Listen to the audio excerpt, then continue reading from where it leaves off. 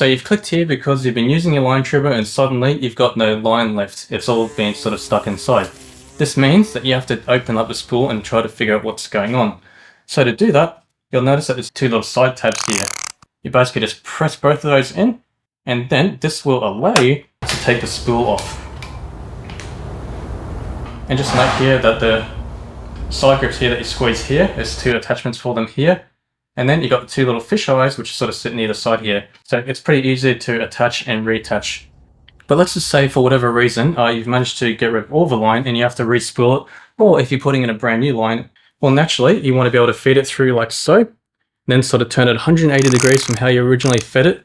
And then start wrapping it around. This is all pretty common sense so far. But here is the bit that is not so common sense.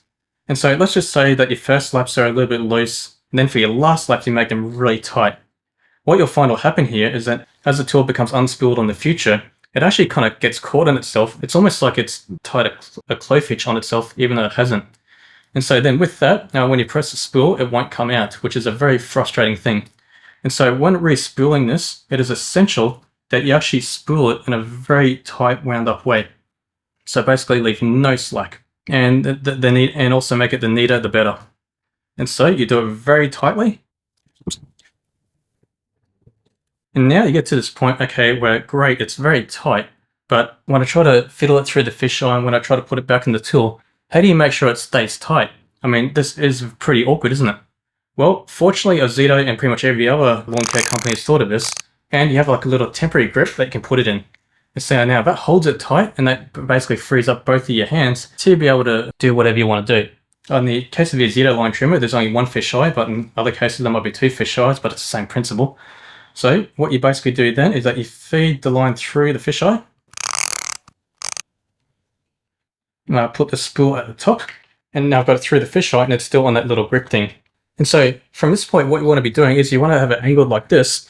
And so that way you can, by giving an appropriate amount of force or a bit of a pull from here, it'll pull it loose from here. If you have it sort of wound around here, well, then it's not going to pull loose.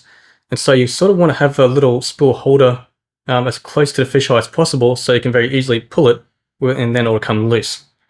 And so then from here, you basically put it in. As you can see, it's about this length, and now give it a little bit of a pull. And there you go, it's good to go.